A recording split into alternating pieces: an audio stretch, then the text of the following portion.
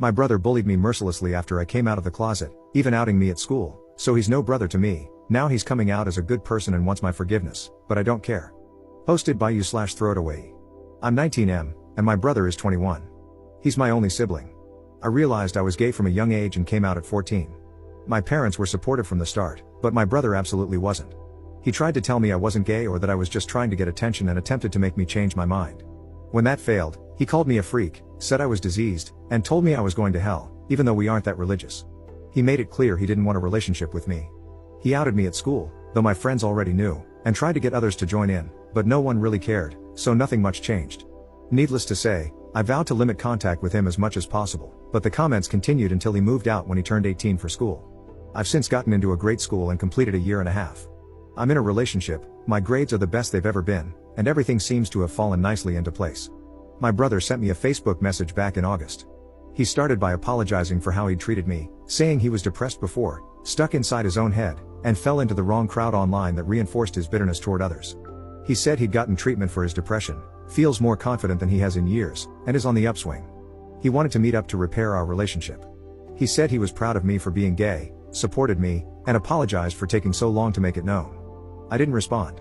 Nor did I respond to his happy birthday message in September. Then he started texting me, saying he understands if I'm still hurt but that he'd love nothing more than to make up for the pain he caused. I haven't responded to these either. Here's where my boyfriend says I'm wrong. Over the holidays, we were all back at my parents' house. I had a great time seeing my family, except for him. Each time he'd ask about me or try to talk to me, I'd give him one-word answers or clam up. He offered to get me a game as a gift, but I declined. He pulled me aside to apologize face-to-face, reiterating the things he'd said before, but I cut that short and walked away. Meanwhile, I talked with my parents like normal and was very open with them about the happenings of my life, typically within earshot of him. The day we left, I said my goodbyes and found him by my car crying. He said he understands why I'm closed off to him, regrets how things turned out, wished me well, and went inside. I told my boyfriend about this when I got back, and he's pissed and called me the jerk. He says it's clear my brother feels bad about how he used to be and has changed, and that throwing it all back in his face is a crap move. My parents agree and say my brother's a good person, but they ultimately feel it's up to us. Personally, I've gotten so used to the idea of not having a brother that I don't know if there's anything left to salvage. He made his choice to sabotage me then. Is it really my problem that he regrets his actions now? Edit. So my boyfriend just texted me and said that how I handled this is him questioning things, and he thinks we should take a step back for a while. So that's cool. Commenter. Of course, you don't have to forgive your brother just because he's asked for forgiveness, and forgiving him doesn't mean you have to have a relationship with him just because he wants one. But not knowing if there's anything to salvage is different from being sure you want nothing to do with him. At the very least, you might want to consider explaining to him why this isn't something he can easily make up for, and see how he responds so you can decide whether you're really done with him or not. Ops response. The worst part is, I actually think I want to forgive him. But every time I go down that path, I'm left thinking about all that could have been if he hadn't been a jerk in the first place.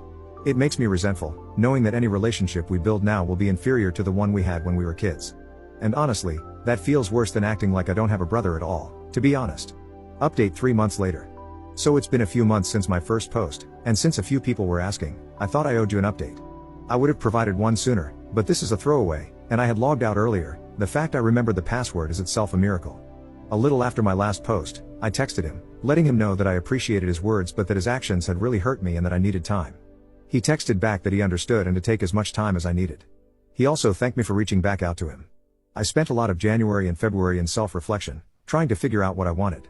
A lot of people in the last post said I needed therapy, and I agree that I likely did. I never ended up seeing a professional, but I got really into some guided meditation and calming exercises I found on YouTube. Making a habit of it helped me realize how much weight I was carrying and has helped me start to let that weight go. I still have a ways to go, but I can feel my empathy growing, and I like that. I went home for spring break and saw my brother for the first time since Christmas. Long story short, we spent a lot of time hanging out, and our relationship is recovering. We've had some hard conversations, cried, shared a couple of joints, etc., and I came away from the break feeling much better about everything. Since both of our schools have closed down due to the pandemic, we're both at home, doing our classes remotely, and hanging out during our downtime. I want to thank those of you who said I'd probably regret cutting him out because I can tell you were right. My brother isn't perfect and did many things to purposely hurt me, but people can change if they want to, and he did. I wouldn't want to be judged by my lowest point, and I'm working on not judging him by his. I finally have my brother back, and forgiving him has helped me feel better in ways I didn't realize I needed. Thank you. Edit. Holy cow, I step away from this to do homework for a couple of hours and you all gave me a bunch of awards? Thank you so much.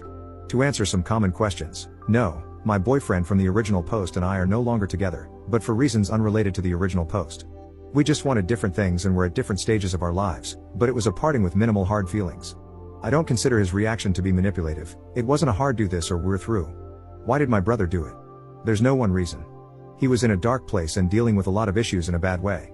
He was ignorant about a lot of LGBT stuff and relied on that ignorance when it came to me.